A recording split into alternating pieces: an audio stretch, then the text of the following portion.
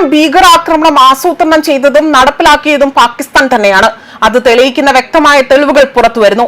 പാകിസ്ഥാൻ ചാര സംഘടനയായ ISIM ലഷ്കർ-ഇ-തയ്യബയും ചേർന്നാണ് ഭീകരാക്രമണം ആസൂത്രണം ചെയ്തിരിക്കുന്നത്. ഇത് നടപ്പിലാക്കിയതും ഈ ഭീകരർ, അതായത് ഈ രണ്ട് സംഘടനകൾ ചേർന്നുകൊണ്ട് ആസൂത്രണം ചെയ്യുകയും അത് നടപ്പിലാക്കിയത് ഭീകരർ തന്നെയാണ്. ഇവർ 26/11 മുംബൈ ഭീകരാക്രമണത്തിന്റെ സമാനമായ രീതി തന്നെയാണ് അത്തരത്തിൽ ആക്രമണം നടത്താനായിരുന്നു പ്ലാൻ ചെയ്തിരുന്നത്. എന്നാൽ പിന്നീട് മറ്റൊരു രീതി തിരഞ്ഞെടുത്തു.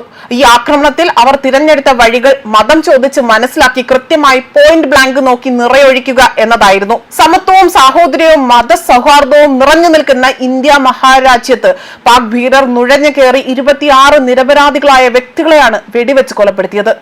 അതായത് നമ്മുടെ സ്ത്രീകളുടെ നിറുകയിലെ സിന്ദൂരം മായ്ച്ചു കളഞ്ഞു, കുടുംബത്തിന്റെ നാഥൻ ഇല്ലാതാക്കി. അതുപോലെ ഇന്ത്യ ആകട്ടെ അതിന് കൃത്യമായി തന്നെ അതിന് ഉചിതമായ രീതിയിൽ തന്നെയാണ് മറുപടി ചോദിച്ചതും. ഇന്ത്യയുടെ ശക്തി എന്താണ് എന്നുള്ളത് മനസ്സിലാക്കി കൊടുക്കുകയാണ് ചെയ്തത്. നമ്മുടെ രാജ്യത്ത് കയറി കളിച്ചവരുടെയൊക്കെ കുടുംബത്ത് കയറി പ്രധാനമന്ത്രി നരേന്ദ്രമോദി കൃത്യമായ പണി കൊടുത്തു. അവർ ദുരുപയോഗം ചെയ്തത് മതമെന്ന വികാരത്തെയായിരുന്നു. അതിന്റെ മറവിൽ ഇന്ത്യൻ അതിർത്തിക്കുള്ളിൽ തന്നെ നുഴഞ്ഞു കയറി കലാപം സൃഷ്ടിക്കാൻ എന്ന പദ്ധതി കൃത്യമായി ആസൂത്രണം ചെയ്ത് നടപ്പിലാക്കുകയായിരുന്നു ചെയ്തതെന്നും രാഷ്ട്രീയ നിരീക്ഷകർ വിലയിരുത്തുന്നുണ്ട്. എന്നാൽ ഒടുവിലാകട്ടെ പാകിസ്ഥാൻ എന്ന രാജ്യം ഭസ്മമാക്കാൻ ഇന്ത്യക്ക് കഴിഞ്ഞു.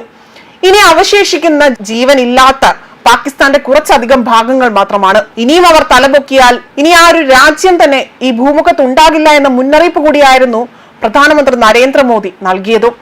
പാകിസ്ഥാനിലെ ഉന്നത സൈനിക രാഷ്ട്രീയ നേതൃത്വങ്ങളുടെ നിർദ്ദേശാനുസരണം പാക് രഹസ്യാന്വേഷണ ഏജൻസിയായ ISIM, അതായത് ഇന്റർ സർവീസ് ഇന്റലിജൻസും ലഷ്കർ-ഇ-തയ്യബയും ചേർന്നുകൊണ്ടാണ് ഏപ്രിൽ 22 പഹൽഗാം ഭീകരാക്രമണം ആസൂത്രണം ചെയ്തിരിക്കുന്നതെന്ന റിപ്പോർട്ടുകളാണ് പുറത്തുവന്നത്. ആക്രമണം നടപ്പിലാക്കിയ ഭീകരവാദികൾ എല്ലാവരും തന്നെ പാകിസ്ഥാനികളായിരുന്നുവെന്നും ഉന്നത വൃത്തങ്ങളെ ഉദ്ധരിച്ചുകൊണ്ട് റിപ്പോർട്ടുകൾ പുറത്തുവരുന്നുണ്ട്.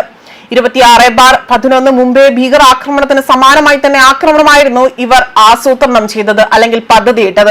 ആക്രമണത്തിന് പാക് ഭീകരരെ മാത്രം ഉൾപ്പെടുത്തിയാൽ മതിയെന്നായിരുന്നു ISIയുടെയും ലഷ്കർ-ഇ-തയ്യബയുടെയും ഒക്കെ തന്നെ പാകിസ്ഥാനിലെ കമാൻഡറായ സാജിദ് ജൂഡിന്റെ നിർദ്ദേശം വന്നതും.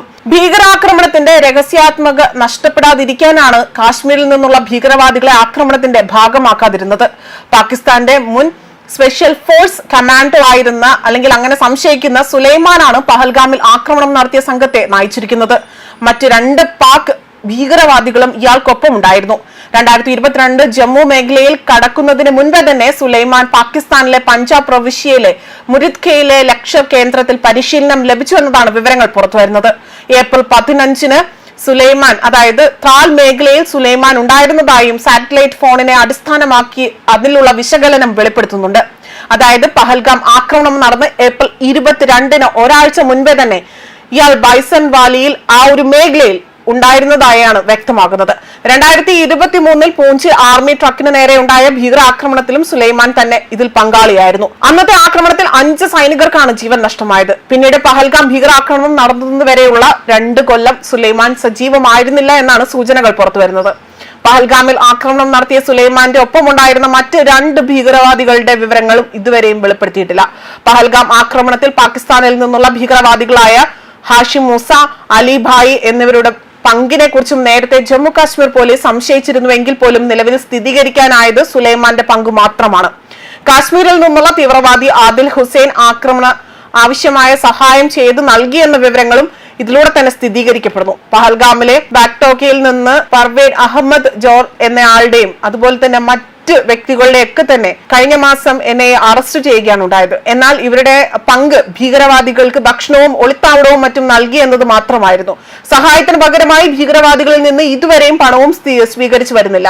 അതുപോലെ ഭീകരവാദികൾ ആക്രമണം നടത്താൻ ഒരുങ്ങുന്ന കാര്യങ്ങൾ ഇവർക്ക് അറിവില്ലായിരുന്നു എന്നാണ് ഇവർ അന്ന് മൊഴി നൽകിയതും.